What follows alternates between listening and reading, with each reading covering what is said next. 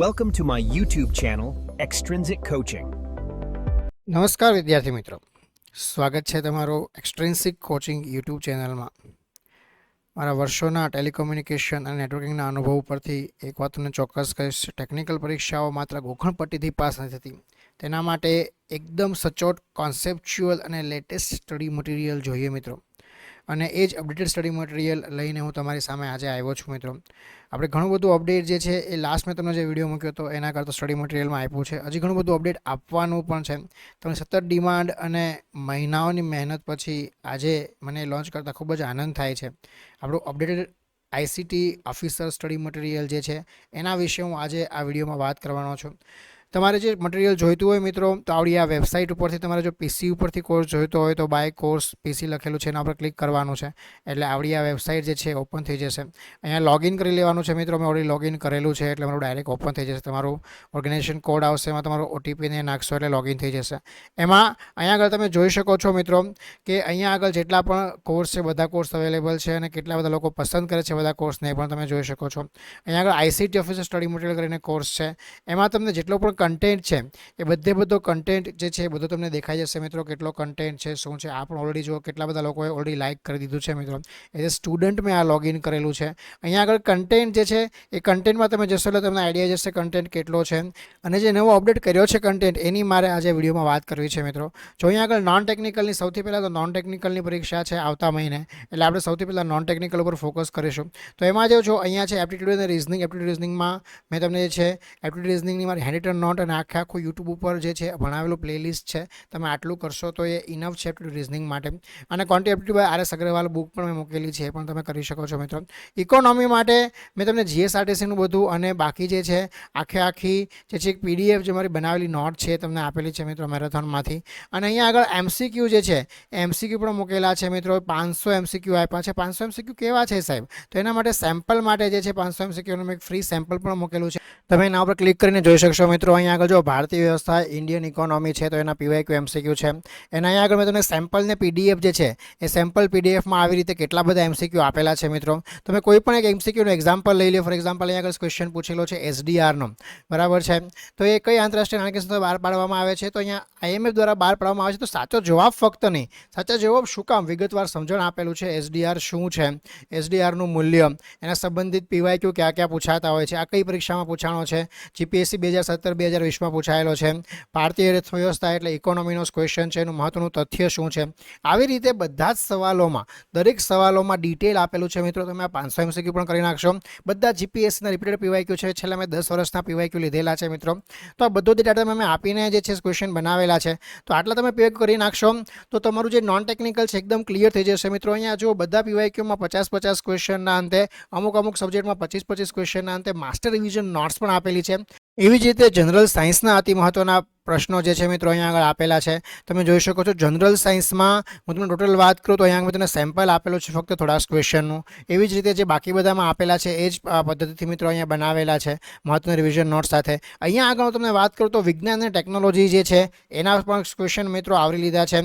અહીંયા આગળ ટોટલ હું તમને વાત કરું તો જેટલા પણ મેં ક્વેશ્ચન આપેલા છે, ટોટલ GSમાં 500 ક્વેશ્ચન આપેલા છે. એમાંથી 150 ક્વેશ્ચન વિજ્ઞાન ટેકનોલોજીના, પર્યાવરણ અને પરિસ્થિતિ શાસ્ત્રના 125 ક્વેશ્ચન, સરકારી યોજનાના 100 ક્વેશ્ચન, કૃષિના 75 ક્વેશ્ચન અને આપત્તિ વ્યવસ્થાપન જે છે જેને ડિઝાસ્ટર મેનેજમેન્ટ કહેવામાં આવે છે એના 50 ક્વેશ્ચન, આ રીતે ટોટલ 500 ક્વેશ્ચન મિત્રો બનાવેલા છે. અને આ બધા જ ક્વેશ્ચન જે છે PYQ છે GPSCમાં, DYSO, STI, GPSC class 1 to આ બધી જ એક્ઝામમાં પૂછાયેલા છે એવા ક્વેશ્ચન બનાવેલા છે. ભારતીય ભૂગોળ અને ગુજરાત ભૂગોળના પણ જે છે કમ્બાઇન 500 MCQ બનાવેલા છે મિત્રો. એના પણ સેમ્પલ MCQ જે છે એ તમને PDF જે છે જોવા મળી જશે મિત્રો. આ જે PDF છે જીઓગ્રાફીની, બરાબર છે, ટોટલ જે છે આ PDF ટોટલ તમે જો 616 પેજની PDF છે મિત્રો. 500 ક્વેશ્ચનની પણ સેમ્પલ PDF જે તમે એપ્લિકેશનમાંથી ફ્રી કન્ટેન્ટમાંથી જોઈ શકશો. હિસ્ટ્રીના પણ ક્વેશ્ચન તમે જોઈ શકો છો મિત્રો. ઇતિહાસ જે છે એની પણ પ્રશ્ન બેંક અહીંયા આગળ આપેલી છે. ઇતિહાસના તો પ્રશ્ન બેંકમાં દરેક ક્વેશ્ચન જે મેં આપેલા છે 10, 15, 20 ક્વેશ્ચન, પછી મેં એની રિવિઝન નોટ્સ દરેક ક્વેશ્ચનનું જે છે વન લાઇનર પણ આપેલા છે મિત્રો. જે તમે આટલું તમારે યાદ રાખવાનું છે, કારણ કે હિસ્ટ્રીમાં જ તમારે હજુ યાદ રાખવું પડે. એટલે જો વારંવાર પૂછાતા જે તથ્યો છે, હા, ધોળાવીરા, સુદર્શન તળાવ, બૌદ્ધ સંગીત, મહમૂદ બેગડો, આ બધા સવાલ વારંવાર પૂછાય છે. તો આના જે તથ્યો છે એ આપેલા છે. તમે આટલું રિવિઝન નોટ્સમાં તમારી બનાવીને કરી લેશો તો હવે તમે ઘણો સારો સ્કોર મિત્રો કરી શકશો. સેમ્પલ પોલિટી પણ આપેલું છે. પોલિટી બંધારણ જે છે એના પણ 500 MCQ આપેલા છે. દરેક સબ્જેક્ટના 500 PYQ. આર્ટ અને કલ્ચર, ગુજરાત લોક સંગીત, લોક સંસ્કૃતિ, વારસો અને સાહિત્ય, આ જેટલું પણ આર્ટ અને કલ્ચર ગુજરાતનું કહેવાય એના જે છે એ પણ 500 MCQ મિત્રો આપેલા છે. તમે આટલા MCQ કરી લેશો મિત્રો, તમારો નોન ટેકનિકલમાં જે છે એક એવરેજ સ્કોર તમે કરી શકશો. કારણ કે હવે તમારી પાસે ફક્ત ને ફક્ત મહિનાનો સમય છે, વધારે સમય છે નહીં મિત્રો. તો તમારે આ જે આખું સેમ્પલ મટીરિયલ છે મેં તમને દેખાડી દીધું છે. તમારે બાય કરવો હોય કોર્સ, તમે એપ્લિકેશન ઉપર બાયના ઉપર જઈને બાય કરી શકો છો મિત્રો. અને એક વિડીયો મૂકેલો છે કે હાઉ ટુ પ્રિપેર, આ બધા માટે કેવી રીતે પ્રિપેર કરવાનું છે, સ્માર્ટ સ્ટ્રેટેજી શું છે. મેં લખેલું હતું કે તમને પ્રિપેરેશનની સ્માર્ટ સ્ટ્રેટેજી પણ આપીશ મિત્રો, કેવી રીતે પ્રિપેર કરવાનું છે. તો એને એક વિડીયો પણ બનાવીને મૂકેલો છે કે તમારા નોન ટેકનિકલ માટે કેવી રીતે તૈયારી કરવાની છે. આ વિડીયો જોઈને તમે નોન ટેકનિકલની તૈયારી કરો, આવતા મહિને સરસ એક્ઝામ આપો. અને આવી જ રીતે ફક્ત ને ફક્ત નોન ટેકનિકલનું આ તો મેં તમને દેખાડ્યું એક પાર્ટ છે. ટેકનિકલનું મટીરિયલ જે છે, આખી હેન્ડરિટન બનાવેલી નોટ જે છે અહીંથી બનાવેલી હેન્ડરિટન નોટ છે, પ્લસ મારી પોતાની બધા હેન્ડરિટન નોટ છે મેં તમને ડિટેલમાં દેખાડી હતી. અને પ્લસ રેફરન્સ નોટ જે છે એ અને MCQ મિત્રો હજી હું અપડેટ કરીશ. દરેક 500 MCQ દરેક સબ્જેક્ટના આ વીક 9 સુધીમાં જે છે આવી જ રીતે ડિટેલમાં હું તમને મેમરી ટ્રિક્સ પણ એમાં આપીશ. સવાલનો જવાબ સાચો છે, સાચો શું કામ છે, ખોટો તો ખોટો શું કામ છે, કયા ઓપ્શન ખોટા છે તો એ શું કામ ખોટા છે એ પણ હું તમને ઓપ્શનમાં આપીશ મિત્રો. એવી રીતે MCQ જે છે આખાની બનાવવાની પ્રિપરેશન ચાલી રહી છે. નેક્સ્ટ વીકેન્ડ સુધીમાં બધા MCQ જે છે મિત્રો અપડેટ કરી દઈશ. તો તમારે એપ્લિકેશન ઉપર જઈને જ કોર્સ હવે પરચેસ કરવાનો છે મિત્રો.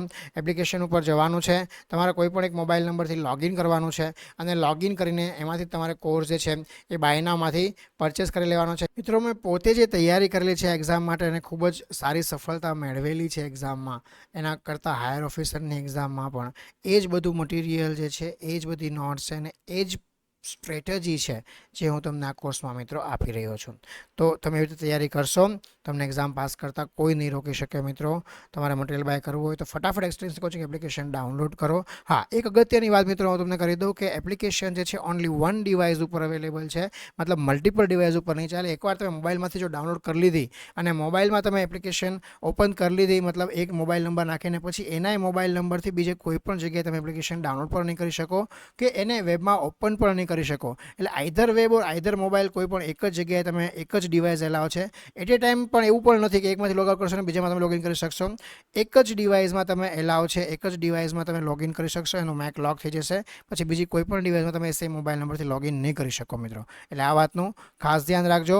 બાકી તમને કોઈ પણ ડાઉટ છે તમને કોમેન્ટ સેક્શનમાં કોમેન્ટ કરીને પૂછી શકો છો. ધન્યવાદ.